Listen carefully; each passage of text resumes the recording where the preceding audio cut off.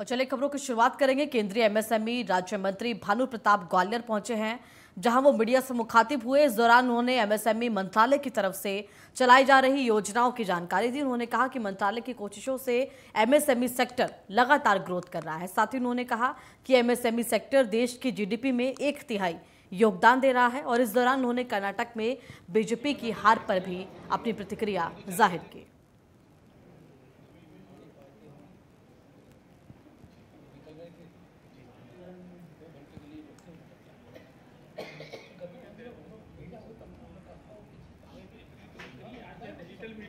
इसके यशस्वी प्रधानमंत्री नरेंद्र भाई मोदी जी ने मुझे अपने मंत्रिमंडल में लेकर केंद्रीय राज्य मंत्री के रूप में एमएसएमई विभाग का दायित्व दिया है। और इस समय देश में जो एमएसएमई है वो 6.3 करोड़ के करीब कार्यरत है और करीब 8,000 से ज़्यादा उत्पादनों का उत्पादन करती हैं। ये हमारी और 11 करोड़ से ज़्यादा लोगों को रोज़गार भी उपलब्ध कराती है। आज देश की जो जीडीपी है उस जीडीपी का 1/3 योगदान एमएसएमई से होता है। अगर हम एक्सपोर्ट देखें, जितना भी एक्सपोर्ट देश में होता है उसका 48% एमएसएमई विभाग देती है। अब विशेष रूप से हमने देखा कि जब वो कोरोना काल के समय पर जब वो विश्व की ही अर्थव्यवस्था डाउन हो रही थी, उसके बाद एमएसएमई कुछ डाउन हुई तो देश के यशस्वी प्रधानमंत्री जी ने 5 लाख करोड़ का विशेष पैकेज देकर ECLGS योजना के अंतर्गत इन यूनिटों की सहायता की। वहाँ तो मैं भी गया था कर्नाटक में जिस तरीके से प्रचार होना चाहिए था, गांव में हम लोग देख रहे थे।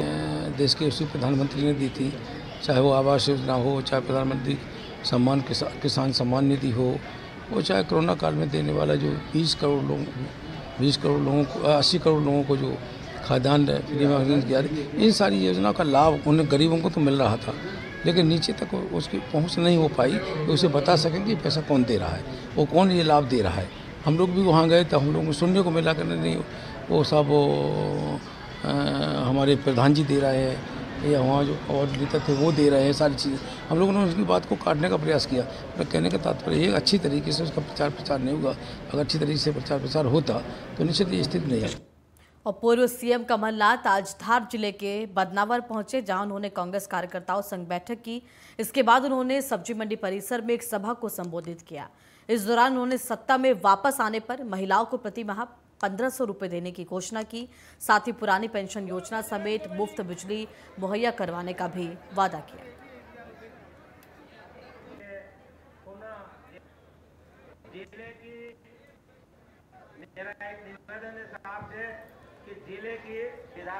तो पूर्व मुख्यमंत्री कमलनाथ आज धार के दौरे पर रहे, जहां पर जनता से उन्होंने तमाम वादे पूरे करने का आश्वासन दिया है।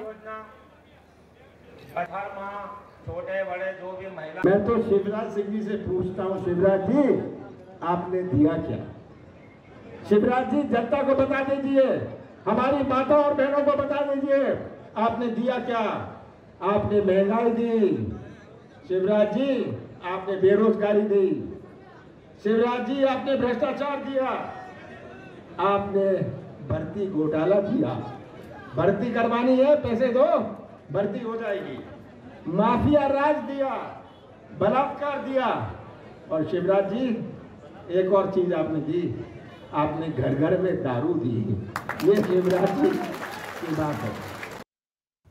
और चलिए आगे बढ़ते हैं। बालाघाट के लामता रेलवे स्टेशन में टेलीफोन एक्सचेंज रूम में शॉर्ट सर्किट की वजह से भीषण आग लग गई। सूचना मिलने पर पहुंची फायर ब्रिगेड ने बड़ी मशक्कत के बाद आग पर काबू पाया। पूरा मामला बालाघाट मध्य प्रदेश का है, जहां पर लामता रेलवे स्टेशन में यह हादसा हुआ। शॉर्ट सर्किट से भीषण आग लगने की घटना यहां पर सामने आई।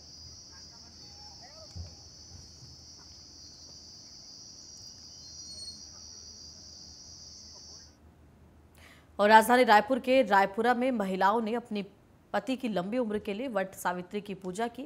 आपको बता दें कि वट सावित्री के दिन महिलाएं निर्जला व्रत रखकर बरगद के पेड़ की विधिवत पूजा अर्चना करती हैं।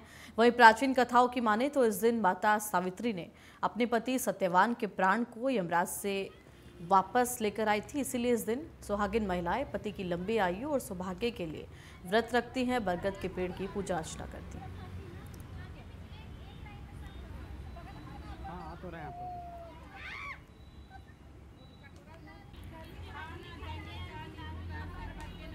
ये अभी दोपहर में भी चलेगा, उसका टाइम ही नहीं है, लेकिन रात को 10 बजे रहता है बुलेटिन।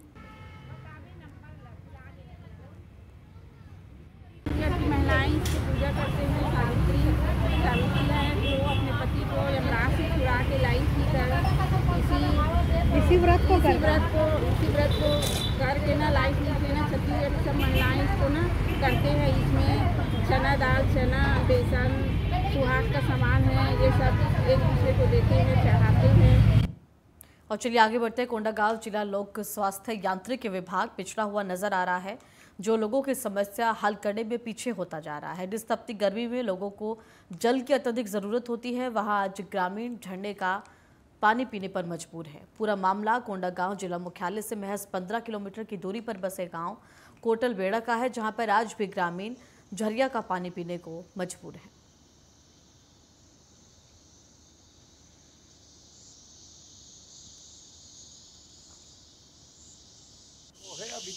कोटलबेड़ा ग्राम से हम लोगों का काफ़ी पुराना रिश्ता है और कोटलबेड़ा ग्रामवासी अपने किसी भी मूलभूत सुविधाओं को लेके, चाहे स्वास्थ्य हो या शिक्षा हो या फिर अन्य कोई ग्राम का समस्या हो, उसको लेकर संभवतः वो लोग हमारे पास आते हैं अपना भाई समझ के, और लगातार उनकी समस्या का निवारण यहाँ पर से हम लोग जितना हम लोग से हो पाता है करते हैं। तो उन लोगों ने जैसे झरिया का पानी, उन लोग काफ़ी सालों से वहाँ पे झरिया का पानी पीने में मजबूर थे, तो जब उन्होंने ये समस्या बताया तो हम लोगों ने प्रशासन को अवगत करा के तत्काल वहाँ पे बोर करवाया था। यहाँ की बरसातें बहुत फैली हुई है, जैसे हर बरसात में हमारा कोई ना कोई बिल है, फिर भी अगर इनको प्रॉब्लम है तो सर्वे करके अस्पताल को भी मैं करवाता हूँ।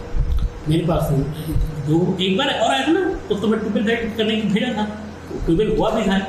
अगर ड्राइव हो गया उसमें आप कैसे कर सकते हैं, तो इस वक्त सर्वे करेंगे।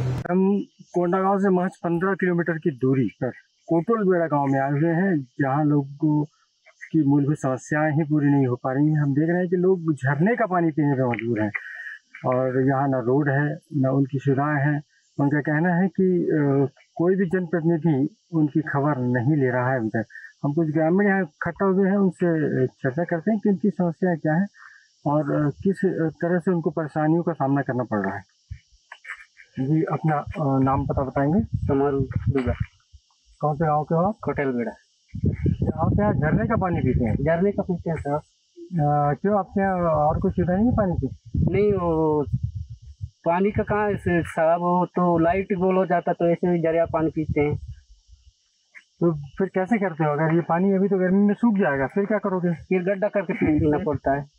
तो गांव वाले पूरे मिलके गड्ढा करते हैं? अमीन नहीं, वो जितना जान इधर आते हैं पानी में उतना जान गड्ढा करते हैं, 2 घर के 3 घर के होके। आपके यहाँ विधायक और बाकी जनप्रतिनिधि आपके गांव में आते नहीं क्या आपकी समस्याओं को देखने के लिए? वो कहाँ आएंगे साहब, वो तो अब उन लोग का मौका मिलता जब आता है, उसके बाद नहीं आता है। जैसे कि उन लोग का आ गया वोट देने का मांगने के लिए, उसके बाद इधर तो देखते ही नहीं है साहब ऐसे चीज को। फिर आप अपनी समस्या किसको बताते हैं? समस्या तो हम ऐसे अभी इधर लिख के देंगे पंचायत में, पंचायत वाला उधर छोड़ देंगे कि नहीं करते हैं, तो हमको पता नहीं है। हम छोटू साल हमको बताते हैं साहब हम कैसे ऐसे दिक्कत होता है, वो के ये भी तो मदद करता हमको। छोटू सलाम आपकी क्या क्या मदद की है अभी तक? अभी तक है वो एक बोर करवा दिए, लेकिन वो भी अभी नहीं चल पा रहा है, इतना घर के लिए नहीं पूरेगा। अभी पाइपलाइन चल रहा है, नहीं बिछा है, लेकिन वो भी नहीं पूरेगा लग रहा है। बोर नहीं पूरेगा तो फिर कैसे करोगे? छोटू सलाम ने बोर करवाया? हाँ, एक पैल हो गया था। हाँ, एक पैल हो गया तो उसको लकड़ी देख के रोकाए, फिर उसके बाद फिर तीसरा दिन इधर खेत में ला के खोदे तो उसमें पानी थोड़ा मिला है। उसमें एंड पंप लगा गया था, उसमें एंड पंप लगा गया तो पीला हो गया था, इसीलिए मोटर डाले थे ये आधा FC मोटर, 1 FC मोटर, तो उसमें थोड़ा पानी पीने के लिए हम लोग को हो रहा है, नहीं तो फिर जरिया पानी पीते थे। तो कोई भी जनप्रतिनिधि आपके यहाँ नहीं आता? विधायक नहीं आता है ना? आपके सरपंच वगैरह आपका ध्यान देते हैं? सरपंच वगैरह नहीं देते हैं। ठीक है, यहाँ पे महिलाएं भी नजर आ रही हैं, हम उनसे भी बात करेंगे कि झरिया के पानी की खुदाई कर रही हैं ताकि वो पानी की व्यवस्था हो सके गाँव वालों के लिए।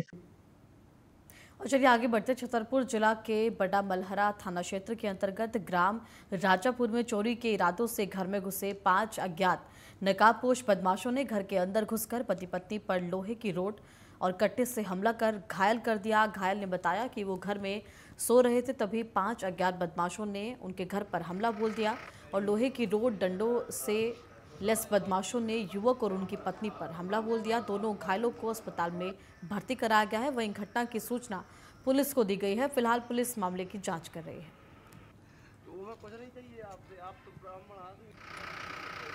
अंतर्गत राजापुरवा गांव है, वहां पर कुछ अज्ञात व्यक्ति रामदेव लहरवार के घर में रात्रि में घुसे थे। उनकी नींद खुल गई, जिसमें संघर्ष हुआ और गोली चालन हुआ, जिसमें रामदेव लहरवार की गोली। अब मरीज की हालत कैसी है? मरीज की हालत स्थिर है, अभी उनके इलाज के लिए जब छतरपुर रेफर किया गया।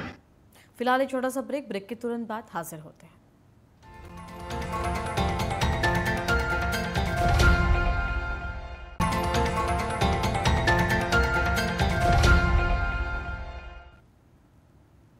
ब्रेक के बाद आपका स्वागत है। खबरों में आगे बढ़ते हैं। छत्तीसगढ़ के फरस गांव में पुलिस ने दुष्कर्म के एक आरोपी को पुलिस ने गिरफ्तार किया है। पुलिस के मुताबिक आरोपी ने बालोन गांव की एक नाबालिग बच्ची से पिछले मार्च में दुष्कर्म किया और फरार हो गया। परिजनों की तहरीर पर पुलिस ने आरोपी को गिरफ्तार कर लिया है। पुलिस ने आरोपी को कोर्ट में पेश कर जेल भेज दिया है।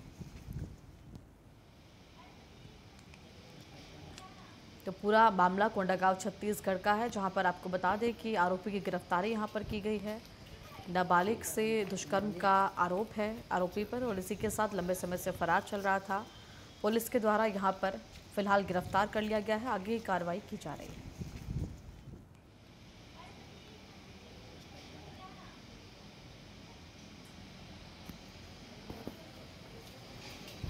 दरअसल थाना फरस गांव में 13 मई 2023 को 363, 376 और पॉक्सो के मामले पर एफआईआर दर्ज किया गया था, जिसमें आरोपी फरार था। और आज दिनांक को थाना फरस गांव द्वारा आरोपी लोचन बघेल, जो कि निवासी है बालोन का, उसको गिरफ्तार करके न्यायिक रिमांड पर भेज दिया गया है। और बिलासपुर स्मार्ट सिटी लिमिटेड द्वारा ITMS की बड़ी सुविधा शहर को मिली है, जिसमें शहरी यातायात का व्यवस्थित संचालन किया जाएगा और इससे शहर की सुरक्षा चाक चौबंद होगी। साथ ही योजना के तहत शहर में 43 स्थानों पर 523 कैमरे के जरिए शहर की ट्रैफिक और अन्य चीज़ों पर निगरानी रखी जाएगी, जिसमें 208 सर्विलांस कैमरे होंगे, 212 ऑटोमेटिक नंबर प्लेट्स होंगी और इसी के साथ विशेष कैमरे और 108 एविडेंस कैमरे भी लगाए गए हैं। 22 चौक चौराहों के अलावा अन्य प्रमुख स्थानों पर भी कैमरे लगाए गए हैं, जिससे पूरे शहर की निगरानी की जाएगी और इस योजना के अमल में आने से कोई भी ट्रैफिक नियम को तोड़ नहीं पाएगा। अगर कोई ट्रैफिक नियमों को तोड़ता है तो कैमरे के जरिए ट्रेस करके चालान खुद ब खुद उसके पास पहुंच जाएगा। साथ ही रॉन्ग साइड या फिर नो पार्किंग जोन में खड़े वाहनों को भी अलर्ट मैसेज भेजने के साथ ही चालान की व्यवस्था भी की जा सकेगी।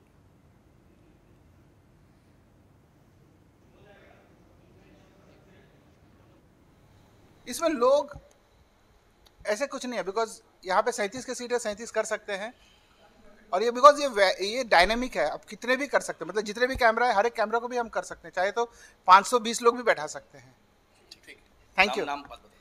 मेरा नाम श्रीनिवास है, मैं प्रेजेंटली जो हूँ जनरल मैनेजर IT हूँ बिलासपुर स्मार्ट सिटी का। पहली बात तो integrated command and control centre जो चालू हुआ है, ये बहुत बड़ी उपलब्धि है। इससे एक तरफ जहां यातायात के क्षेत्र में लोग लाभान्वित होंगे, वहीं अपराध में भी कमी आएगी। हम इसमें बहुत जल्दी अपराधियों तक पहुंच सकेंगे। ये केंद्र चालू हो चुका है, हमारे यातायात के कर्मचारी भी यहां बैठेंगे और विभिन्न शिफ्ट में वो यहां काम करेंगे। ये ज़रूर है कि ये सुव्यवस्था लागू हुई है। अभी यहाँ गांव के लोग भी आते हैं, एक दिन में ये नहीं सीख पाएंगे, लेकिन ये सच है कि एक दिन अवश्य सीख जाएंगे। और फिलहाल एक छोटा सा ब्रेक के तुरंत बाद हाजिर होते हैं।